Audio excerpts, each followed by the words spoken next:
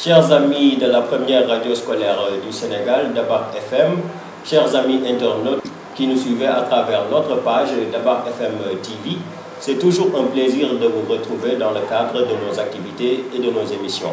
Aujourd'hui, ça sera dans le cadre d'une toute nouvelle émission intitulée Univers TIC.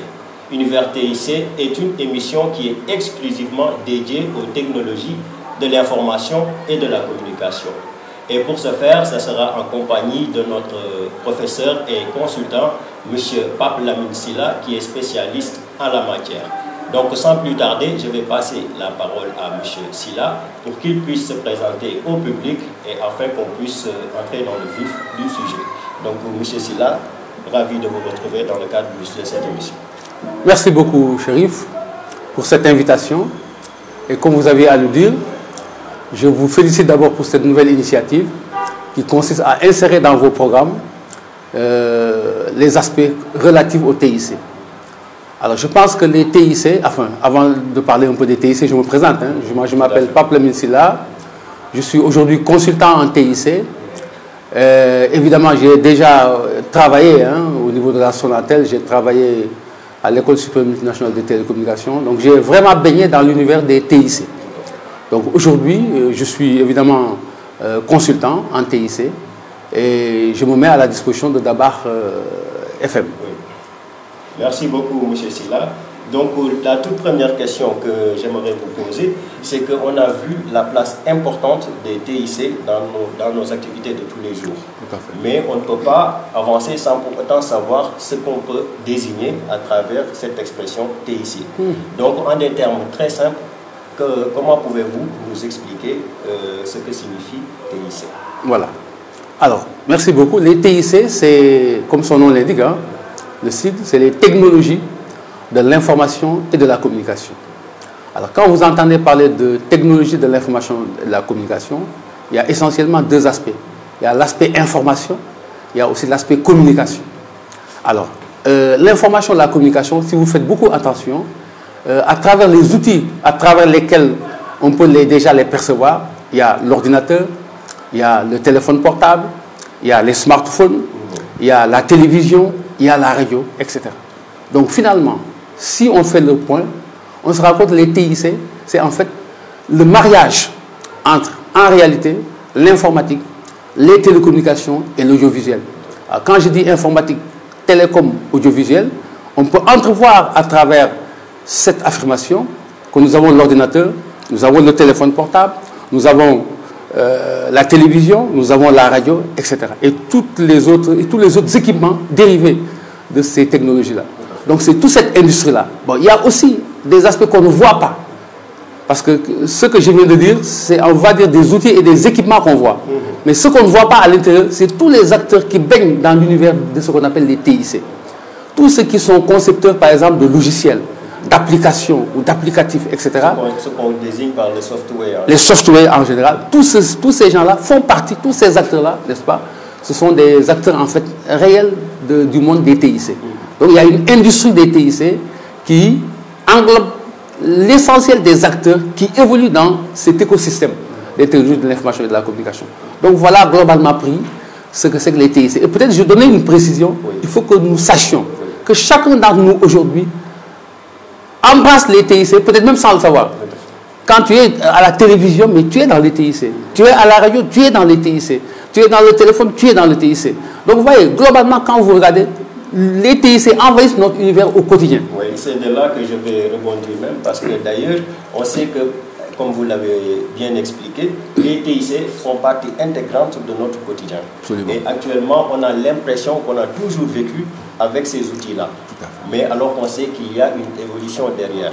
Parce que si on prend une dizaine d'années ou une vingtaine d'années avant, on n'avait pas ces technologies-là. Donc est-ce que vous pouvez un peu nous redresser un peu l'évolution aussi de ces TIC-là dans notre vie? Alors, merci beaucoup, Chérif, pour cette question pertinente. Parce qu'effectivement, c'est bon de savoir un peu comment les TIC ont évolué. Alors, vous savez, la notion de TIC, donc le terme en tant que tel, on va dire que c'est un terme plus ou moins récent. Il y a de cela 30 ans, on ne parlait pas de TIC. Alors, donc ça veut dire quoi? Ça signifie qu'en fait, l'informatique existait à part. Les télécommunications aussi existaient à part. Alors, ce qu'on a constaté, c'est dans les années 70, on a constaté une convergence entre, d'une part, l'informatique, les télécommunications et l'audiovisuel. Alors, qu'est-ce qui a amené cette convergence-là? C'est qu'en réalité, vous savez, chacune de ces disciplines dont je viens de vous parler avait une technologie propre. L'informatique, c'est le numérique, la numérisation. Les télécoms, c'était l'analogique. Hein? L'audiovisuel embrassait analogique et informatique. Alors donc, aujourd'hui, ce qui s'est passé, c'est qu'il y a eu un rapprochement très très poussé entre l'informatique, les télécoms et l'audiovisuel. Donc, il y a eu une convergence. Alors, cette convergence-là a apporté une démultiplication des services. Par exemple, si je prends le cadre des télécommunications tout court, les télécoms faisaient ce qu'on appelle la transmission analogique. C'est-à-dire que, au niveau des télécommunications, la technologie qui était sous-jacente, qui permettait de véhiculer les signaux, n'intégrait pas le numérique. Ce qui veut dire que c'était donc limité. Alors, les télécoms ont compris que voilà une ressource qui ne m'appartient pas, mais qui est au niveau de l'informatique, qui, importée dans les télécoms, pourrait me permettre de démultiplier ce que je sais faire. Parce qu'au niveau de l'informatique, nous savons collecter l'information, l'enregistrer, le traiter, le mettre à disposition. Ce qu'on ne sait pas faire en télécommunication en tant que tel. Parce que les télécoms, son essence, c'est de transmettre des informations d'un endroit A vers un endroit B ou vers des endroits B et C. D'un émetteur à un récepteur. Ou d'un émetteur à plusieurs récepteurs, etc. Alors donc, ce qu'on observe, c'est que les télécoms ont donc importé cette technologie du numérique dans son sein. Alors, quand il l'a fait, on est passé de ce qu'on appelle la commutation analogique ou la transmission analogique à la commutation numérique ou à la transmission numérique.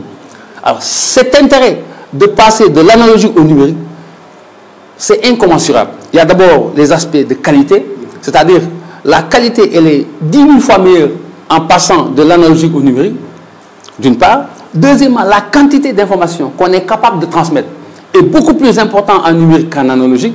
Hein. Et troisièmement, le coût. Parce que quand tu transmets plus vite, ça veut dire que tu perds moins de temps dans le circuit. Ouais. Donc, ce qui fait que, globalement, les télécoms ont épousé le numérique. Maintenant, qu'est-ce que les télécoms ont apporté à l'informatique? Ce qu'ils ont apporté à l'informatique, c'est justement cette capacité, après avoir fait les traitements, de pouvoir les amener dans tous les endroits où on en a besoin. Ouais. Donc, ce qui fait que ces deux forces-là, quand ils se sont mis ensemble, mais il y a un ensemble de technologies qui en est découlé. Alors, je voudrais peut-être ajouter aussi une chose. Parce qu'il y a une évolution, comme j'ai dit tantôt, il y a quelques points, à mon avis, importants à retenir dans l'évolution des télécoms TIC. Quand je dis télécoms TIC, il faut entendre par là les TIC tout court. Mais seulement, comme l'histoire nous montre que nous sommes l'origine des TIC, c'est d'abord les télécommunications. C'est pourquoi aujourd'hui, même l'UIT, l'Union internationale des télécommunications, c'est l'organe spécialisé des Nations Unies, comme l'OMS qui est chargé de la santé, comme l'OMC qui est chargé du commerce, comme l'UNESCO qui est chargé de l'éducation et de la culture. Je comprends bien, il y a un démembrement spécifique des Nations Unies qui est absolument dédié absolument. Les Nations Unies coiffent l'ensemble du monde entier pour les différentes activités et elle a spécialisé, chaque activité, elle l'a confiée à un organisme spécialisé. Nous, notre domaine, TIC, parce que nous sommes dans les TIC, nous, notre domaine TIC a été confié à l'UIT, Union internationale des télécommunications. Même cette UIT-là, aujourd'hui, a aussi évolué.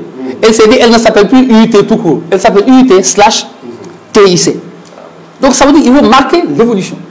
Okay? Donc, ce qui fait que, donc, aujourd'hui, c'est une réalité. Parler d'informatique tout court, c'est pauvre. Pauvre. Parler de télécom, c'est un peu réducteur. Parler de télécom tout court, c'est pauvre. C'est pourquoi aujourd'hui, on parle à la place de TIC. Technologie. Très bien. Voilà. Ça, c'est important. Donc, la première chose qui est importante à noter, c'est la numérisation. Parce que c'est ça qui a permis de faire le trait d'union entre l'informatique, les télécoms et l'audiovisuel. La numérisation. Les qualités du numérique, on peut encore en parler, il y en a beaucoup. Alors, ensuite, il y a eu une autre évolution. L'autre évolution, c'est quoi? C'est qu'on ne savait faire le téléphone que de façon fixe. À l'époque. Mais jusqu'en 90 au Sénégal, n'est-ce pas, le téléphone, c'est le téléphone fixe. Ok. Maintenant, nous savons faire du téléphone mobile. Ça veut dire quoi? Que nous pouvons téléphoner en déplacement. Alors, cet aspect aussi est une révolution. Tu sais, parfois, il y a ce qu'on appelle des réformes, c'est-à-dire de petits changements. Et des fois, il y a ce qu'on appelle des révolutions. Alors, aux télécoms, il faut le savoir, les télécommunications ont été ponctuées de révolutions. Je ne dis pas de réformes. Si, il y a eu des réformes, mais de révolutions. Les révolutions, donc, c'est par rapport à l'envergure. À l'envergure, à l'impact que ça apporte. D'abord, la numérisation, révolution extraordinaire. Bon, évidemment, je passe sous silence toutes les révolutions qui ont eu lieu avant, mais la numérisation, révolution extraordinaire. OK? La deuxième révolution, ça a été le mobile, l'avènement du mobile. Hein? Donc, on sait maintenant téléphoner en déplacement. Le téléphone mobile, c'est une révolution extraordinaire. Et mieux encore, ce qui est intéressant, c'est que c'est du téléphone mobile numérique. Ce mot est important. Parce qu'il y a le téléphone mobile analogique. Quand on avait le téléphone mobile analogique, on n'avait pas cette capacité de donner le téléphone à tout le monde. Parce que l'analogique est limité. En bande passante, c'est limité en capacité. En passant du téléphone analogique au téléphone numérique, nous avons décuplé nos capacités. Donc, deuxième révolution importante, l'avènement du mobile. Alors, troisième révolution aussi également qui est importante, alors, ce n'est pas forcément chronologique ce que je suis en train de dire, n'est-ce pas? Mais c'est aussi ce qu'on appelle la fibre optique. Alors, la fibre optique, c'est quoi? C'est un support de transmission. Un support. Vous savez, nous avons plus ou moins, on peut dire à peu près, 3 grands supports de transmission. Il y a le fil, hein, le filaire, le fil de cuivre. OK? Il y a également les ondes, le réseau hertzien. Hein. C'est à travers, par exemple, le Wi-Fi.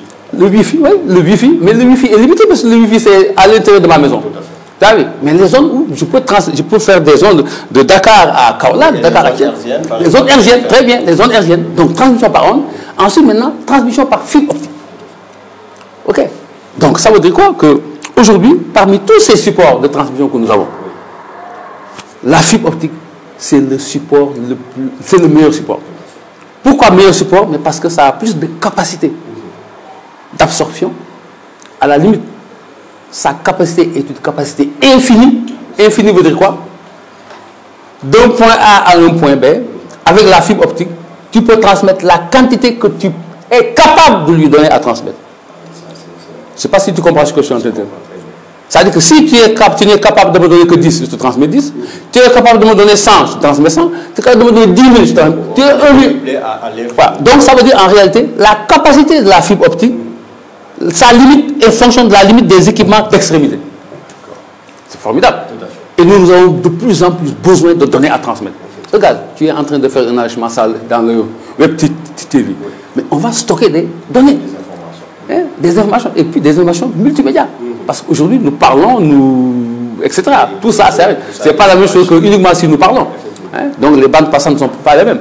Donc, vous voyez, c'est juste pour te dire simplement que donc, ça a démultiplié nos capacités de transmission. Mais il y a aussi nos capacités de stockage, même d'abord, avant même les capacités de transmission, de stockage.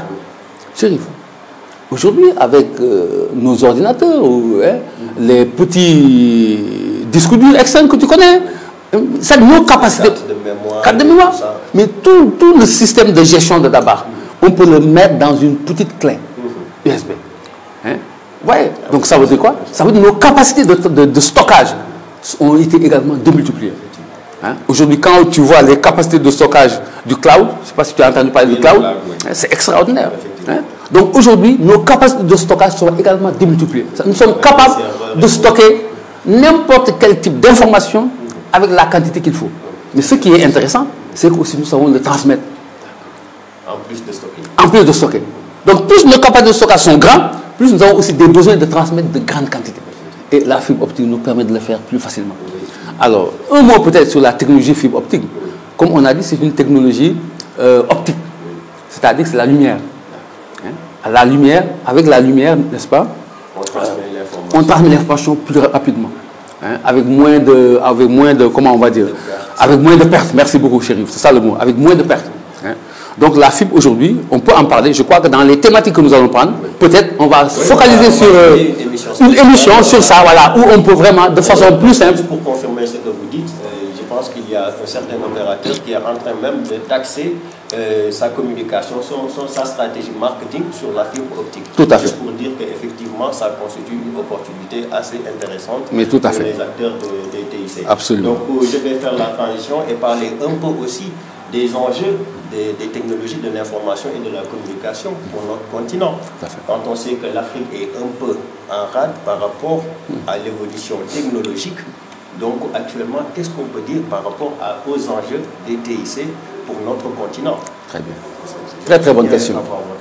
Très très bonne question. Alors, Chérif, voilà une question centrale. Vous savez, aujourd'hui, on a pu mettre une relation, une corrélation entre le développement technologique, notamment celle des TIC, et le développement économique, social et culturel. Une corrélation. C'est-à-dire que quand les technologies de l'information et de la communication sont développées dans un pays, dans un endroit, dans un continent, cela induit. C'est comme si c'était un levier de développement, de croissance, de multiplication de croissance pour les autres secteurs de l'économie. Ça peut être considéré comme un indicateur de développement. Mais absolument. Hein? Donc ça, c'est important déjà. Cela est déjà noté. C'est déjà cadré. On le sait déjà. Mais mieux encore, je reviens toujours à l'ONU. L'ONU a déclaré que l'accès à l'information, l'ONU a décidé de l'ériger en besoin fondamental de l'être humain. Tu sais, les besoins fondamentaux de l'être humain, c'est manger, boire, se nourrir, se vêtir, je ne sais pas moi, se soigner. La santé. Voilà. Mais maintenant, on a estimé que faire en sorte que l'humanité ait accès aux moyens de télécom TIC, ça permet d'améliorer l'existence de chaque individu. Ça, c'est fondamental, ça. Donc on ne parle même pas de la société globale, mais on parle des individus. Chaque individu. Le marchand, le commerçant, je n'ai rien contre les mendiants. Même le mendiant. Oui. Tu as vu ceux que lui servent son portable là, voilà, le menuisier, le tailleur, etc. Tout le monde, etc. C'est pourquoi, ce qui est intéressant, c'est qu'il ne s'accommode pas. On n'a pas besoin d'être forcément un intellectuel. On n'a pas besoin de forcément parler anglais. Ça, toutes les langues passent. Le Diola passe, le Sérère passe, le Manding passe, tout passe. Nos mamans qui sont dans nos maisons et qui ne savent même pas lire, mais ils utilisent vraiment toutes les applications, les WhatsApp et autres. Mais absolument. Absolument. Donc ça veut dire quoi? Ça signifie que c'est un enjeu considérable. Alors maintenant, la question est celle-là. À partir du moment où l'Afrique dans son développement, parce qu'en fait, notre objectif, c'est quoi? Nous voulons être développés. Être développé signifie quoi? Mais nous voulons atteindre des niveaux de croissance et d'organisation de nos sociétés de façon à permettre à chaque individu mais de pouvoir vivre convenablement. Et aujourd'hui, quand tu balayes un peu ce qui se passe dans le monde entier, l'Afrique est un peu en reste. Mais aujourd'hui, les TIC constituent une opportunité si nous le saisissons. Comme c'est un facteur d'accélération de croissance, or, on n'a pas besoin de passer par les étapes où les Européens sont passés. Aujourd'hui, chérie, ce n'est pas parce que tu n'es pas encore à la 3G que tu n'as pas le droit d'aller directement en 4G. Mais chérie, quand tu dois acheter une télévision, pourquoi tu dois acheter d'abord? Parce que tu as la télévision, je dis n'importe quoi, 2G. Est-ce que tu es obligé d'acheter la 3G avant d'aller à la 4G? Mais si tu vois que la 4G ou la 5G est meilleure, mais tu vas directement à la 5G. C'est ça, c'est cette opportunité dont je veux te parler. Nous ne sommes pas obligés de suivre encore les mêmes pas.